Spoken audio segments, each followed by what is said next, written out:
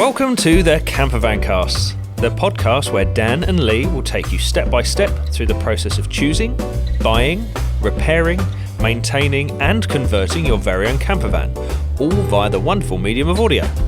And we're going to be filming it too, so you can watch it on the Coombe Valley Campers YouTube channel. This week, we'll be discussing buying versus self-building a campervan. That is right, and there's lots of advantages to both. But first, a big talking point in the campervan world this week has been it's featured on George Clarke's Amazing Spaces. Did you watch? Oh, we nearly asked the same question at the same time then. Yeah. Did you watch it? I did, yeah. It was all over Facebook and Instagram. That it's a black. So for those who haven't watched it, George Clarke's Amazing Spaces on Channel 4. Channel 4 Thursday. Yeah. Was it Thursday? They concentrated, or they filmed a guy who has a T4 double cab, and he bought a plain T4 van for an engine conversion. Yeah. Once he whipped the engine out, he converted it into what is effectively a caravan. Yeah, he was a HGV driver, Yeah. so it all started with he knew how the brackets worked to interlock them. I think that's what it was. Yeah, it's called a focusing fifth on. wheel, Yeah. I think, when you've got that towing point on top of the, like above the axles. It's called a fifth wheel, I'm sure it is. Oh, okay, and then from Yeah. there he just went, right, I've got an idea. Yeah. And what was your thoughts on it? I thought it was very clever. Now, I'm sure you've seen the pictures on the internet of somebody split a bay window bus in half and put it on the back of a pickup, and people have done the same with a splitty, or at least, photoshopped it on the back of a splitty, and someone's now actually executed it, but they've done it with a T4, and I think it was very good. I think it was original. It was carried out very well from what I could see. Obviously, you can't see all the finer details when things are on camera. Yeah. And made for a TV program, but the design was there, the idea was there, and the end result looked awesome. And I love the use of the gull-wing door on the side. I think that was great. I wasn't expecting that when he pulled the handle. I was like, oh, and it was solenoid powered as well, Yeah. so it was an electric ram, an actuator. Is that what they're called? I'm sure they are. And instead of lifting the door with the assistance of hydraulic rams, it was an electric ram that slowly pushed the door up, which I thought was great. And I've actually toyed with the idea of making a fifth wheel type thing for the back of our double cab, because it's a perfect situation. You've got a vehicle that seats 5 to go away with, and much like towing a caravan behind your car in a regular situation, you can park your caravan on site and then disappear for the day in your in your car. Yeah, it does have that advantage. The one thing I thought with it is it didn't actually gain that much more space, in my opinion, than an actual camper van, because it slept 4. Yeah. When a camper van with a extra pop top, you can do that quite easily anyway. So in that sense, the space it did, I don't know if I was expecting more, but when I looked at it and I was like, there's a sort of bed at the back, kitchen unit. It was sort of the same sort of thing there, wasn't it? I think if I was to do that, I would have potentially put a pop top in it. I think that would have been a really good way to maybe create a bit more space and the headroom, because obviously in a caravan you've got the headroom, in a T4 you don't. So, I think he might have even mentioned that was one of the things he might want to do in the future. I can't remember now, but really good. Was it worth the money? Don't know. He did it all himself. Yeah, he did it all himself. I think it was like 11 grand. 10 or 11. And I said to Dom, I said, Christ, well, I can see where at least 4 grand of that went, and that was in the wheels and tyres. BF Goodrich KO2s, which are the all-terrains, and he's got them on Weller or banded steel or something like that. Those tyres are 200. No, I would say they're anywhere between 150 and 200 quid a corner. Yeah. Plus the wheels a corner, and he had 6 of them. Yeah. Plus I think the T4 that he was using as the tow vehicle was lowered, and so he'd lifted it to match the height of the trailer that he'd built. So he'd gone for a totally different look, and I think if we're talking he's gone 11 grand all in, and that's changed the the appearance of his vehicle, the driving style of his vehicle, and the trailer, then I don't know, that's kind of pocket change really in terms of building a camper. The sliding door added to that. Obviously if he'd have kept that, it wouldn't have been as much, but then you don't know what the sliding door was in the state. But then if he paid somebody to do it, how much would that have cost him? What, a custom job like that? I wouldn't even maybe know add where another to 10. start. Yeah. Maybe add another 10. And I guess that is one of the things we're going to lead nicely into, which is our topic of the day.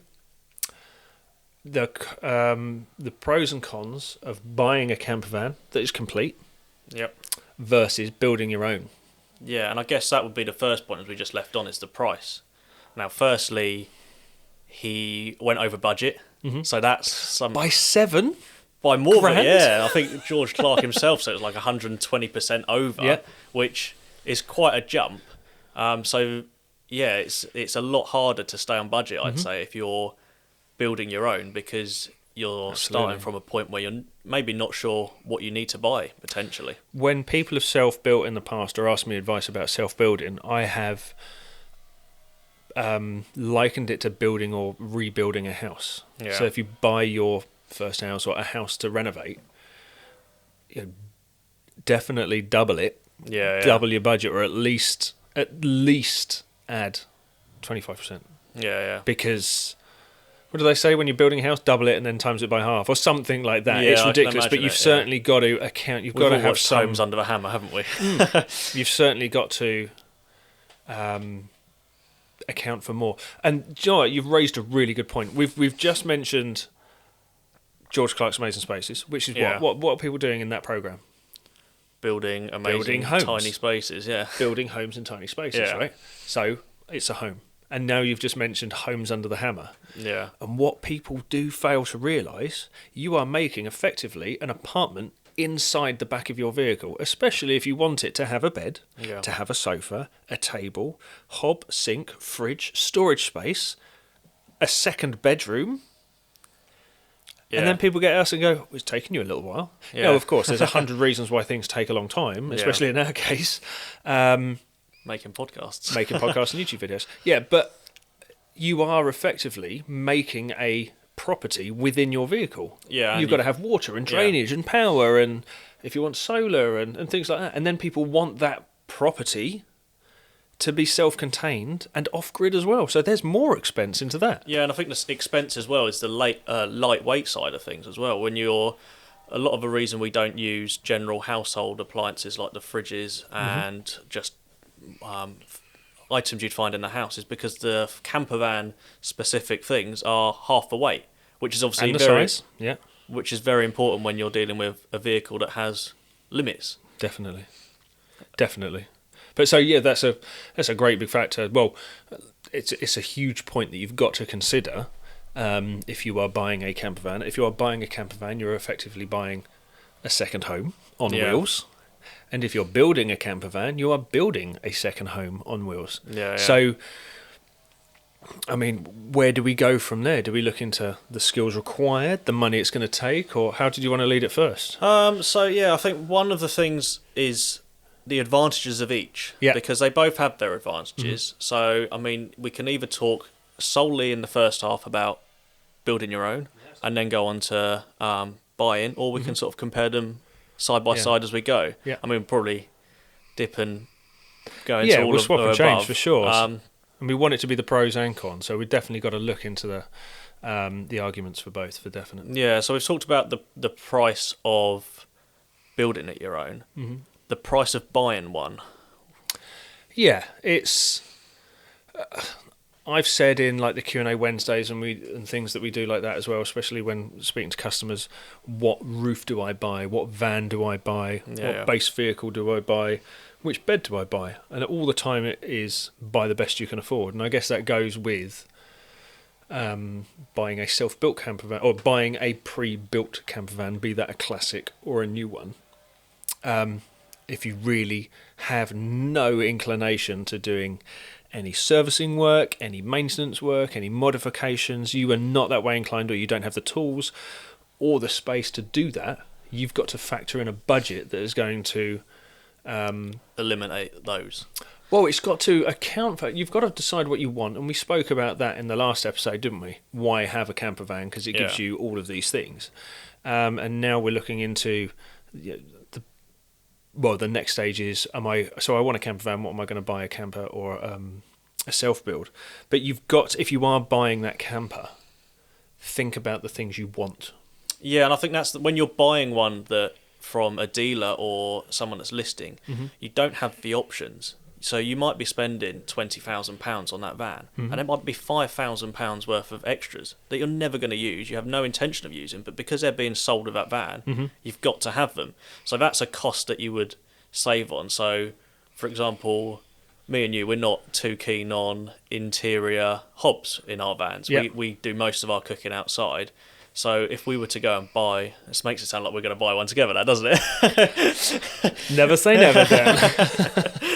Never know. So if we were to individually go and buy ourselves a van, I don't think that would be a point that we'd be looking at. But you'd find it difficult to go and buy yourself an off-the-shelf camper that doesn't have a hob in it.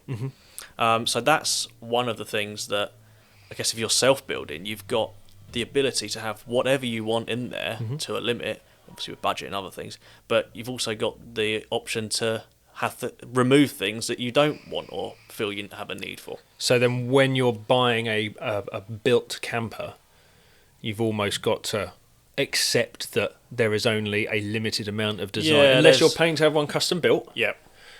you have got to accept the fact that you are going to have a set design that may not be 100% to your liking. Yeah, I mean, most the companies we've seen that offer sort of out-the-box campers, so to speak, they typically have a range of about 4 or 5 different sort of variations, and when you think the different things people are using them for, they don't sort of fulfill everyone's needs, do they? So that's one of the main things, I think, is the customization of building your own. And it's one of the things people have spoken to me about in the past. Being converters ourselves, they've said, I've even had people approach me and go, right, we're going to start a business together, or we're going to start a range of camper vans together. Yeah. We're going to buy a bunch of T5s or T6s, we're going to convert them all the same, and we're just going to sell them for money. Yeah.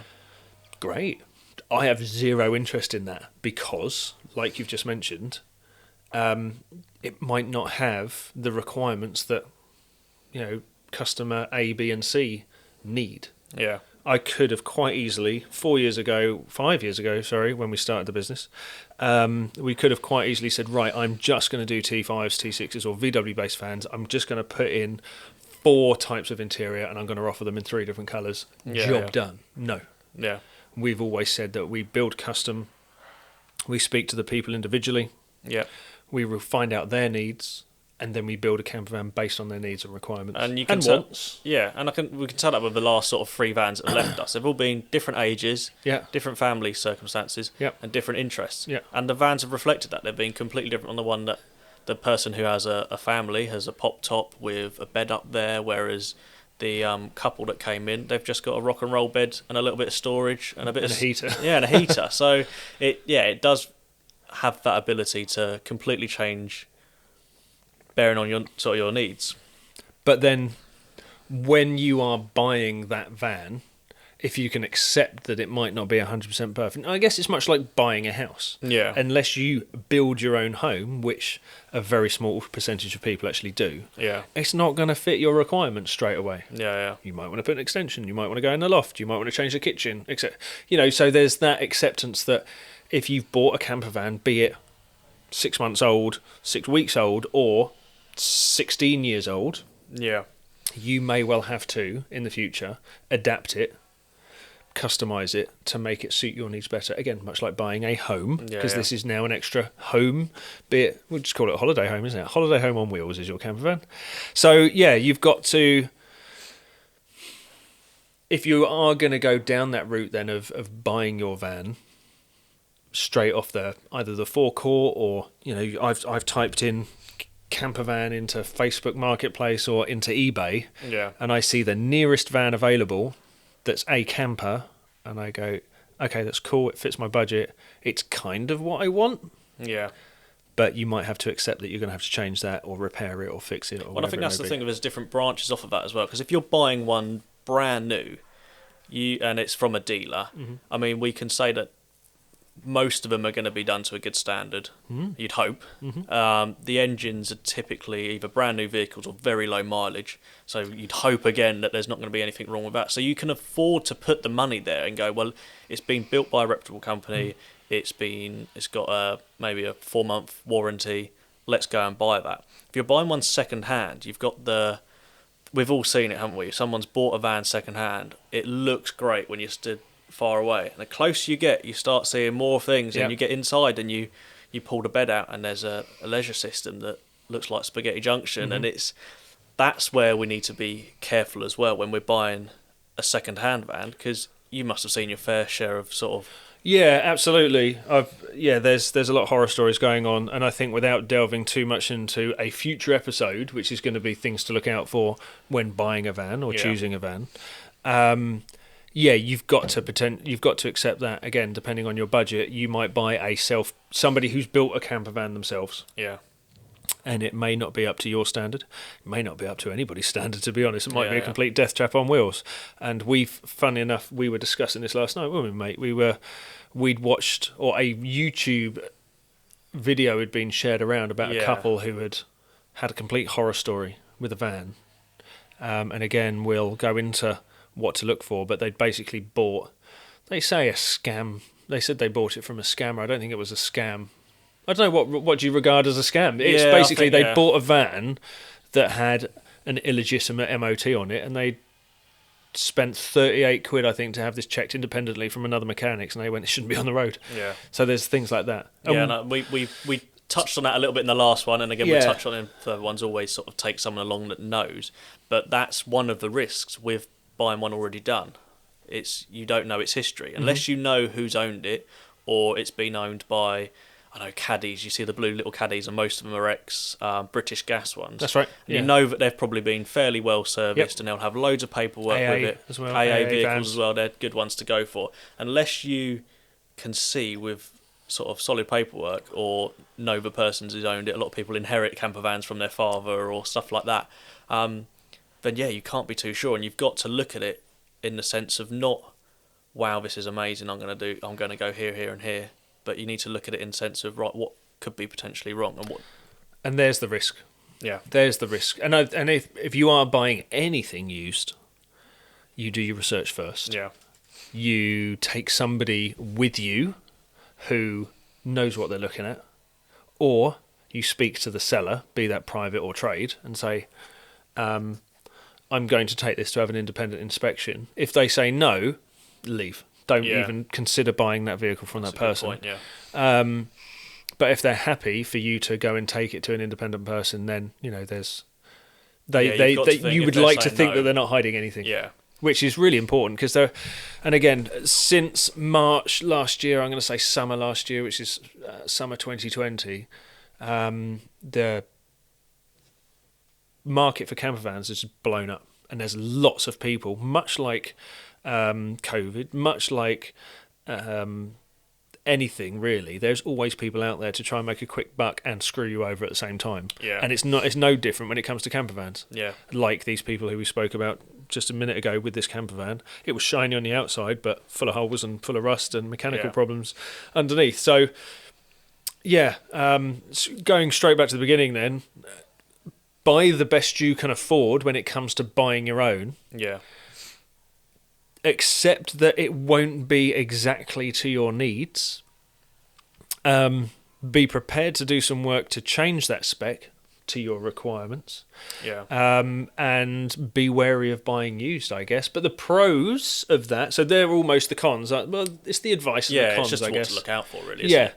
So I definitely think a con of buying one that is used or buying one that is pre-built is that it's not exactly to your specification unless you've ordered it. But on the flip side of that, if you're sat here thinking, I'd love a camper van, I'd like to go away a bit, but I don't really know what I'm going to use it for. Like, I might have a slight idea, but if you can find a van that is a good base vehicle, that's got a basic camper interior, that isn't asking for an astronomical amount of money, you can buy that vehicle, trial it out for a year or so, and then decide to modify it from there. Absolutely. Rip it all out, start again. Yeah, or rip it out and start again, or take the parts that can be used. So if it's got a fridge in there, just put that to the side, keep it safe. If it's got a hob in there, keep that safe. And you've got all those parts, might even be able to use the bed again and modify it to how you then feel your circumstances have changed.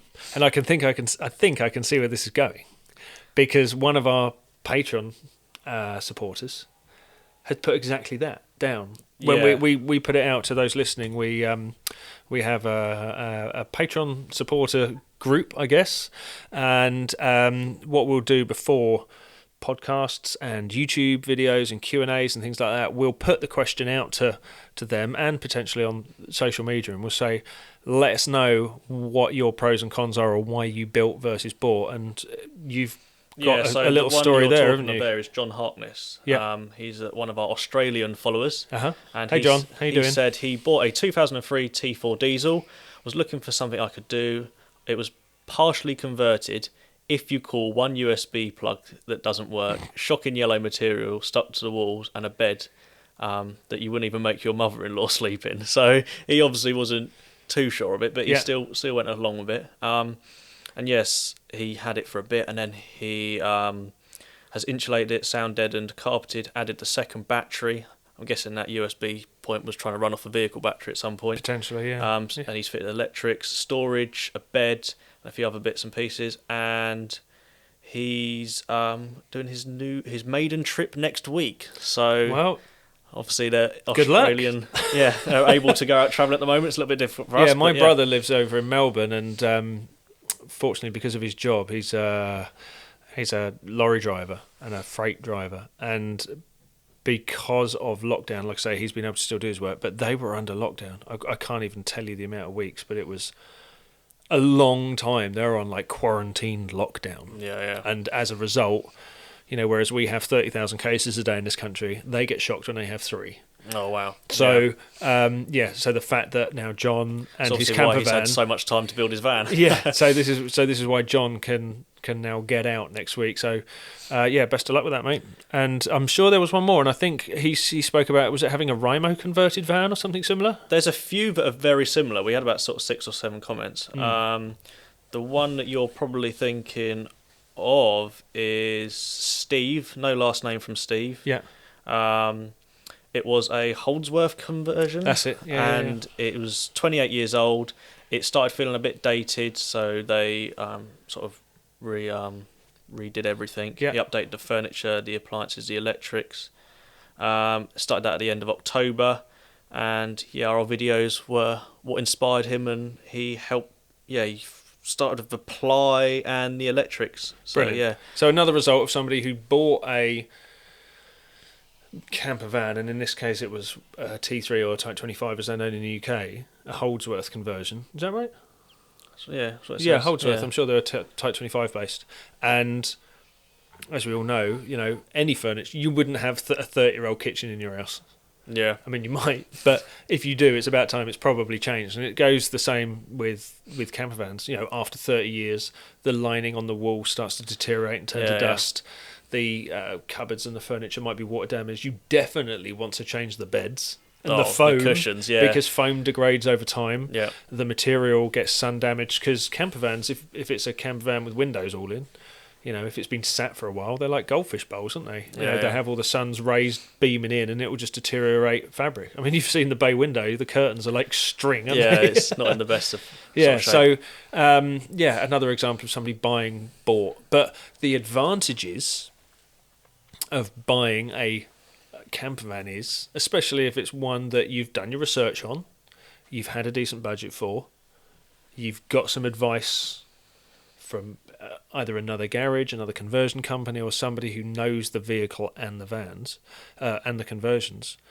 The beauty of buying one that's already built is the fact that you can just get in it and go. Well, that's one of the points, isn't it? If you go and buy a vehicle and you tax and insure it, you can ultimately go on holiday the next day. Yeah. Whereas if you're building one, depending on what spec and to what level and how much time you have, it could be months before you actually get out and use it. So, I mean, typically people build their vans over winter, but it's the whole, if you go and buy one, you know that you can go out tomorrow and start enjoying it. Yeah, absolutely. And there's a lot to say for that, isn't there? Especially if and I've seen this in this job over the last 4 years, people will definitely buy a built camper van. Say if the older ones, you want to buy a Westphalia because it's known, it's a good design, it's well built, etc. And because they live in London, the only place they can keep it is in like an underground garage somewhere, but they keep it prepped so they can just go.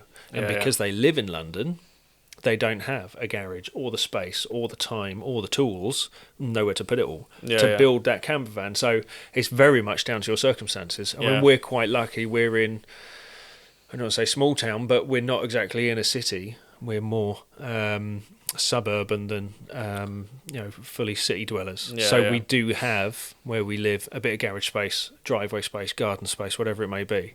But then there was the option of renting a unit as well. If you do, or even your local farmer, he might be very willing, and I've seen this a lot in the past as well, a local farmer willing to rent out a corner of that workshop or even the barn.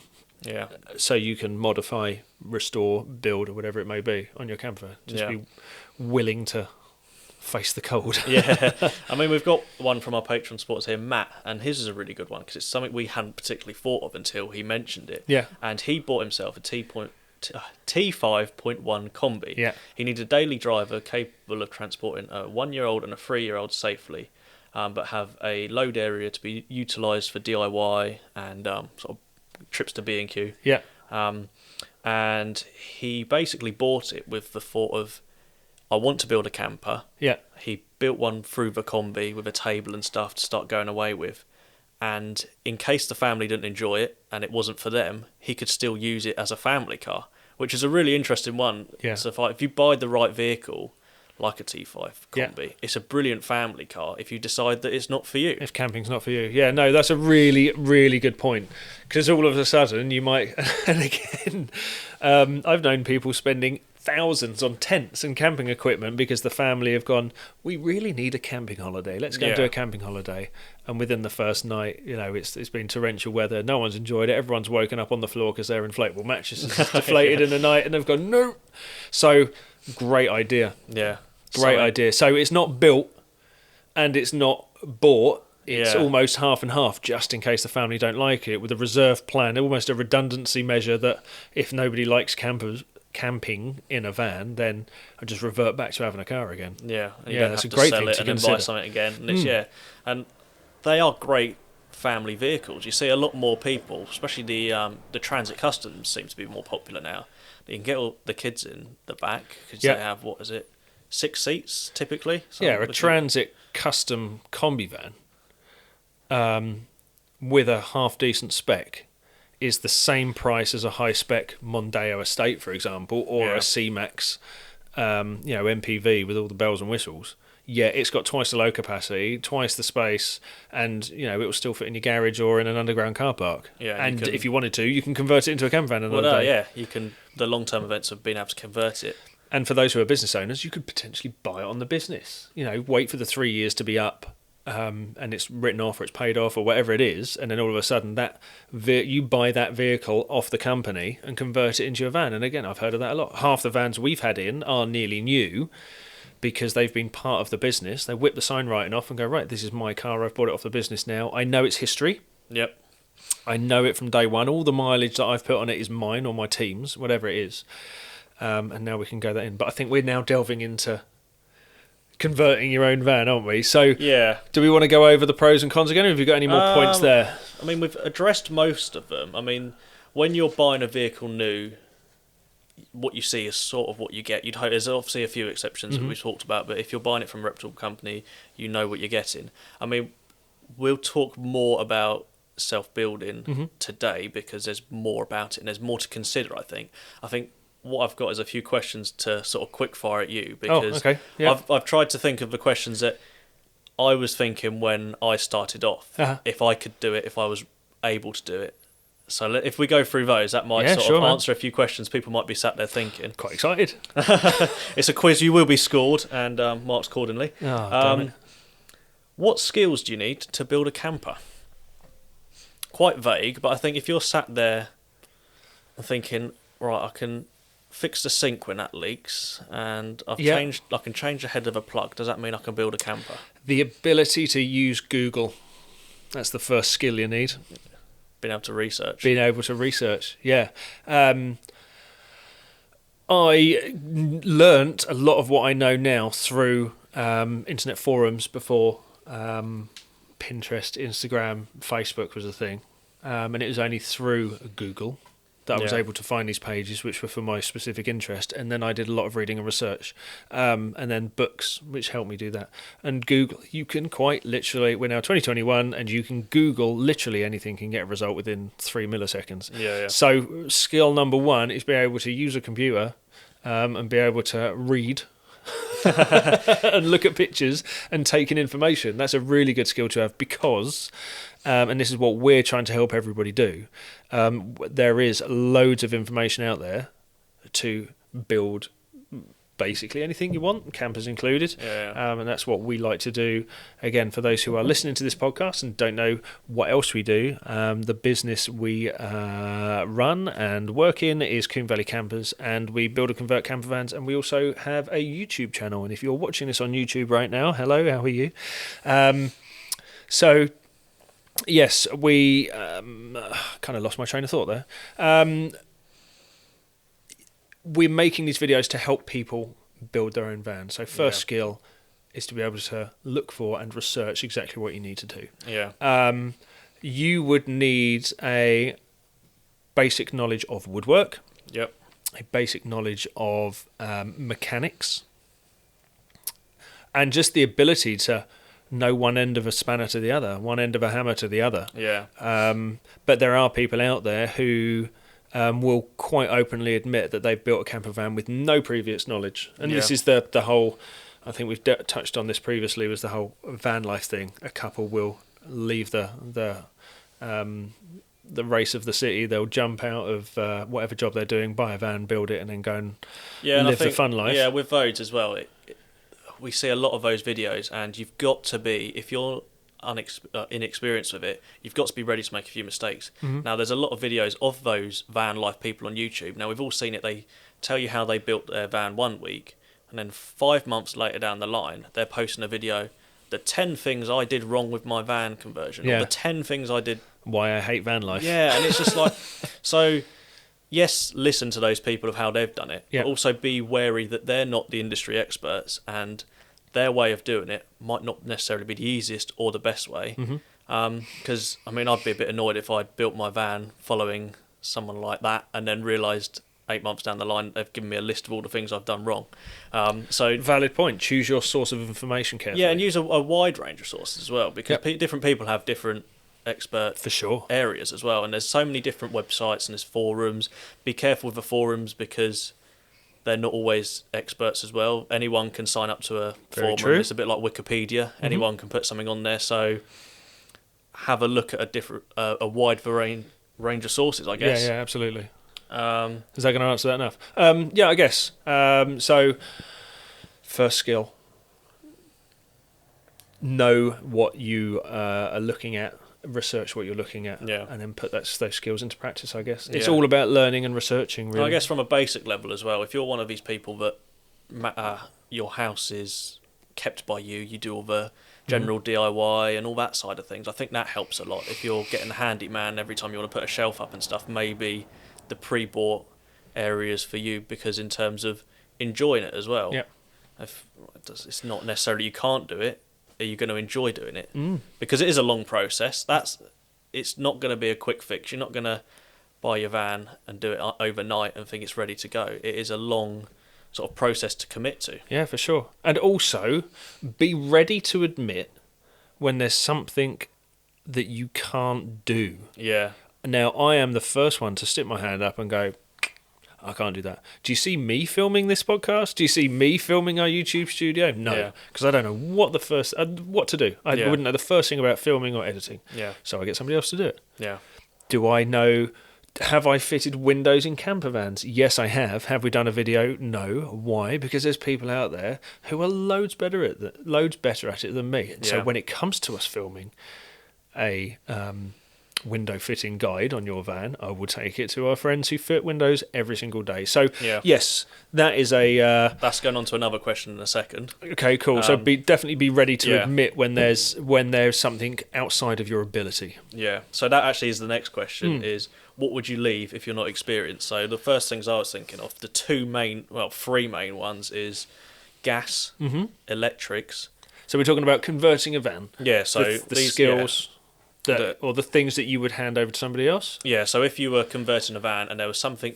So, for example, if I was converting a van and I got to carpeting, and I was like, oh, I've never done this before, still give it a go. You're not going to do any damage or hurt anyone by putting some carpet up. And ultimately, if it goes wrong, you can rip it off. Fitting a gas system, electrics... If it goes wrong, there could be a bit of damage there. Fatal consequences. Potential injuries and so forth. So it was...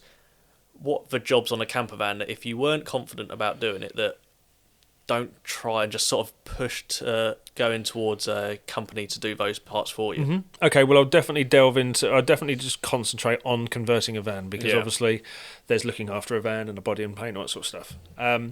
When it comes to converting a van, I think you could, with a basic knowledge and some basic tools, you can do 90% of what's needed on a van. And that includes cutting a hole in the roof for a skylight. That includes fitting a window.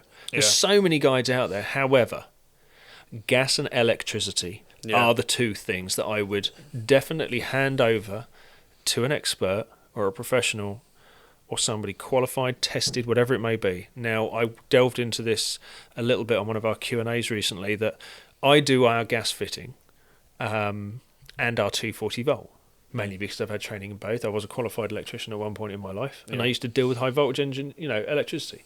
But everything that leaves here will have a certificate to say that it's been done right in terms of gas and 240 volt, because that is our responsibility as a converter. Now, I'm not an accredited gas fitter who can sign something off. I will quite happily bring somebody in once that is fitted, and we will do tests before we even show it to a fitter, somebody certified to test and give a certificate out. But yes, 240 volt can be lethal. Gas can be lethal, especially with carbon monoxide poisoning. Carbon monoxide, dioxide. I can never get that right. Don't know. I feel I should have listened in science a bit more now you put that to me. No, they've got carbon dioxide detectors in vans, right? One of the carbons, one of the oxides. Yes, things like that. If they're not done right, then absolutely. Yeah. And which is why you won't see us as a YouTube channel giving you a how-to on 240 volt or gas. Yeah. Not gonna. Yeah. Sorry. If people want it, go and seek the advice from somebody else. Now, there are people out there who will supply you with kits to do your own 240, but there is, I'm sure, a disclaimer to say, it's up to you. It's your and I guess it responsibility. depends on the kits you're buying as well will help out. Like, when you're buying a kit from, the correct source, like we use Rain Automotive, and they're really good at they'll build safe kits. Yeah. If you're buying the components raw or from eBay for 60 quid less than the general manufacturer, you've got to sort of ask a few questions on its build quality and who's putting it together. And the other one I was thinking that falls into that category is potentially any sort of like crash tested beds or beds that are going to have seat belts. Yes, if you can. Obviously, when it comes to beds, and we will do an entire episode on beds one day with a bed manufacturer. We choose to use a manufacturer called Rusty Lee for good reason, because he's got one of, if not the safest bed system in the UK certified, because it's TÜV tested in Germany. It was tested in Germany. So yes, we will do another episode. But yeah, if you're not competent with following instructions to fit a crash tested bed, then absolutely get a specialist conversion company to fit that, or the actual manufacturers themselves. Yeah. And which is what a lot of Lee does that as well. He's got the fitting facility at his and it's for your own property. benefit as well. You don't want to be going away and worrying that every time you break the bed, you're looking behind that the bed's going to do. And we've seen some X, nasty bed installs and some seatbelt installs and all sorts of stuff. Yeah, you don't want that worrying. The same with the electrics. You don't want to worry every time you put the plug on that it's going to spark somewhere and you're going to lose all your fuses. So it's for your own benefit to hand those things over to professionals. And there's companies that will add those on. Like we do it all the time. We've got a gentleman coming in the next month or so that we're just doing the electrics for. He's building the cabinets, he's doing the floor, he's doing the insulation, he's doing the rest of it because he wants to do his own build. But he's gone, right guys, can you do the electrics for me? I'm not happy with it. And that's absolutely the right thing to do. The third one. Just going to say, crikey. Yeah, I know. Is what tools will I need to build a camper van? It's a very open question. Depends what you're going to make. I would say, do you know what? I'm going to leave that to an episode another day. Yeah. But for because at the minute we're only looking into sort of the pros and cons of self-build and everything else. But I will leave that entirely for another episode. So I'm not going to give you an answer for that. Okay. For good reason. In terms of a general, if someone's looking at, right, if I buy one or build one to the similar spec, two T5s exactly the same, if I build it or if I buy it. Yeah.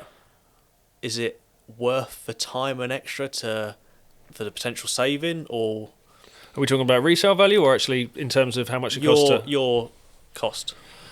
I think I'm going to answer that leading into the pros and cons of building your own. Yeah. How's that? So, because it's a big question, because, and again, it's what we touched on last time. You can, if you're resourceful and clever, or you're in a form of trade, you can build a camper van for not a lot of money at all. Yeah. And it could still be, if you've spent good time on it and you're meticulous with your detail, you can build an exceptional vehicle, home on wheels in brackets, through not very expensive materials, and that could be worth more to somebody.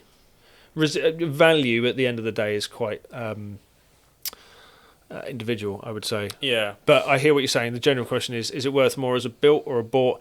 If you're buying a brand new camper van off the forecourt that's been built, and I've seen T5s, T6s go upwards of 90k, believe it or not. Are you going to keep that value on that vehicle forever? No. Whereas if you buy a T5 or a 3-year-old T6 that you've converted yourself, will that be worth more to you to sell in the future? More than likely, if you've done a nice job. Yeah. But no, I guess that will lead us on to the pros and cons of actually building your own van yourself. I guess that's individual to who's doing it as well, because it's the whole time sort of like cost versus time.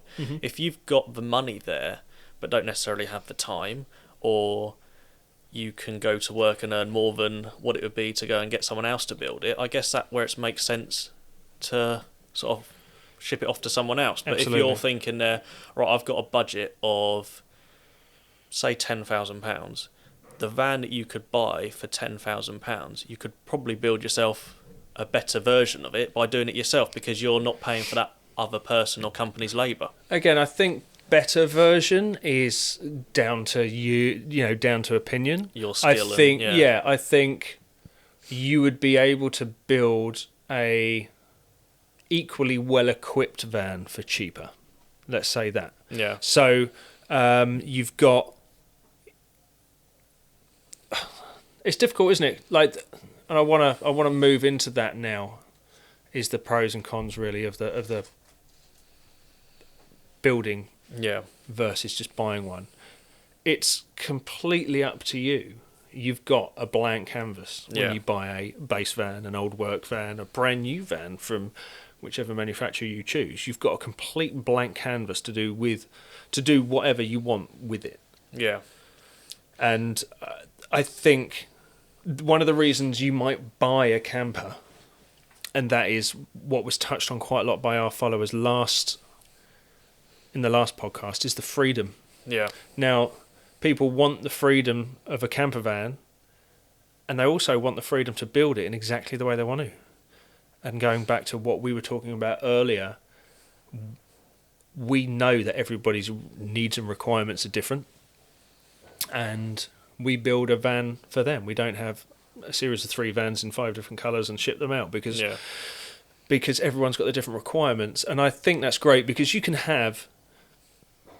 We keep going back to T5s, but they're one of the most common, so apologies if you're not listening regarding a T5. It's just that, they're one of the most common vans to get converted. You can buy a T5, short or long wheelbase, and build a single berth camper van and hold your motorbike in it. Yeah. What you could also do with that vehicle is put cab bunks in it, make it a 6-berth with the addition of a pop top, and take your whole family out camping as well. So there's so many different things you can do, and can you do that when buying new? I don't think there is. And there's the other main thing, I guess, is so it's having the freedom to build what you want to. Yeah, and touching on that, we've got one of our patron supporters here who's actually gone for that sort of route, and it's Yeah. Matthew Davey, who came to our show we had. That's right. Hello, And Matthew. How are you? We've seen the van, and he's done a very good job of it Blinding job. for his first conversion. It's amazing. And he wanted a camper van because he's into his mountain biking, and his mountain bikes are quite expensive. Yeah. And most of the off-the-shelf campers he found it'd be the standard sort of rock and roll bed, side interior, and the bikes would be stored on a bike rack on the back. Yep. Now, when you've got a bike that's £1,000 to £2,000, even more sometimes, you don't want to leave it on the back of a bike rack with a £20 lock. So he wanted to build something in his van that he could keep everything inside and still use it as a camper van. Yeah. So I mean, that's one of the main things. If you've got a purpose of your vehicle as a protective item as well, Yeah. you can keep that safe. And we've featured items on the channel like that as well. You know, the mountain bike storage. If you want to keep that mountain bike inside, you can safely. Can you keep it safe on the roof? Probably a bit safer than hanging off the back of a tow bar. You know. Yeah. So yeah, it's the individuality, and I guess, gosh, that's going real deep, isn't it? A camper van is an expression of your individuality, depending on how you build it. Yeah. It really is. You know, do you want to be that person who buys a camper van off the shelf and, you know, keeps up with the Joneses because you've got this nice shiny thing? Yeah. Or do you want to almost hark back to Woodstock days and hippie days and and have whatever you're driving or whatever you're camping or living in be an extension of your personality? Yeah. And your skill set and your design and everything else. Yeah. Yeah, that's one of the beautiful things about building anything yourself, be it your home, your camper van, whatever it may be. It is that extension of you that will come out in the final finished product, isn't it? Really, that's one of the things. I think that's one that is almost one of the most important ones, isn't it? Yeah. You are putting your stamp on that vehicle. Yep. You feel almost more connected to it in that way because you know that the back of that van looks how it did when you bought it, and now you've created it into something that's so much more and can now have these amazing memories with your family and your friends, and you can go places you never dreamed of. And those vans are the ones I build. I enjoy building the most because we can build a generic grey on grey camper van and ship out a nice T5 Transit Custom, whatever it is. Yeah. But when a customer, we have deep conversations with a customer and I say, I actually really want this design because it reminds me of X. The curtains, I want to match with the paint, and, you know, I want to have... We had somebody who... We ripped out the old interior, built a new one from an existing camper van, but we retained elements such as the sink, the hob, the bottle opener, you know, the mirror, the vanity mirror. And it's little elements like that. It's an extension of that previous van character, or whatever it may be, that person's character. I really, really enjoy those builds, especially sitting down with someone, speaking to them about what they really want from it, and it really is an extension of them. And I guess that's the biggest pro, isn't it, of self-building your own van. It's the reward at the end of it all. Yeah. You know, I think... Once you've put your heart, soul, your money, your time into that, to then have that ability to whisk you away to wherever you want and you can live out that freedom there's nothing better, is there? Yeah. You have that vision of #van life and you're working hard towards that goal, and then all of a sudden you might find yourself on, you know, the south coast of France or, you know, the coast road, the old Italy to France coast road in the camper van that you built yourself, enjoying the dream. And it's what I've done. It's why I wanted to start the business. I think, yes, it's cheaper. Yes, it's more hard work. And, you know, you can go through some pain and anguish and everything whilst building a camper van, but ultimately it is giving you that freedom. And the reward is, at the end of it, that van that you can go and take away, isn't it? I guess. Absolutely. Yeah. That's a good way to end there, I think. Yeah. So, romantically speaking, I guess it's a really nice thing to do, isn't it? Yeah. If it's something you've always wanted to do or not. It's why I really like the job. It's why I really like to go out camping, because you're living one of our... We came up with a slogan, didn't we? building the dream camper van and living the van life. Yeah, and yeah. I guess that's what everybody ultimately wants to do, isn't it? They want to Yeah. build their dream and then go live it out. Yeah. Yeah. But there's no discouraging buying one either, No. because that's it's just Different missing a few circumstances. It's absolutely different circumstances. And I guess what we've spoken about today helps. I hope what we've spoken about today helps you listening at the end of this. It helps you decide and choose what you want at the end of the day. Yeah, and I think that's the thing. We're trying to come to a conclusion now, but we can't because it is so individual. Yeah. And what we've tried to do is give people questions to ask themselves whether which route is best for them. So yeah, I think we've addressed most of. I do. What is I think there. so. If anybody would like to add to that, please do. You know, if you're watching this on YouTube, there's a comment section down below, or if you want to get in touch with us personally, you can email us. We're at info@coomvalleycampers.co.uk. We love to hear from you, and we love your support also, even if it's down to a rating or a review on the podcast. We're now on all the platforms now, I think. Yeah, something like that. We're on all, and so we've now got that ability to have reviews on the have reviews on the podcast. So if you're listening to this and you enjoyed it and you want to leave a review or a criticism, either way, then we are listening with open ears. And I think as well, sharing it with people that may be please. thinking about getting into the camper van life as well. If Absolutely. if you know someone who has always thought, I'd like to do that as well, and you know they're out there, send it over to them, and we'll really appreciate it. Or if this has convinced you, and now all you got to do is convince your better half, then send this podcast over to them. And if they've got some time to sit down and listen with a cup of coffee and the headphones in or whatever it is, then please do. But thank you for joining us today, Dan. Thank you for the series of questions as well. I think we've covered most of the pros and cons. We've covered all the points. A few bullet points, and I think we've gone above and beyond those. The only one we haven't talked about, and I think it's a podcast for another day, is sort of potentially reclassifying vehicles and stuff, which I think we will look into that another day, because there's so much to do about that, and that's absolutely. So there we go. This is episode 3. This is the Campervan cast, and today we've been chatting about the pros and cons of buying a built campervan versus self-building your own campervan. I hope you've enjoyed it. We've certainly enjoyed talking about it. This is our 3rd attempt at recording it, because there's lots of different things that have got in our way, isn't it? So I'm very happy with the conclusion today. We've had lots of fun, and I hope you have too. So Dan, thanks so much. Thank you. Cheers. It's really good. Cheers, man. All right. Thank you, everybody. Bye-bye.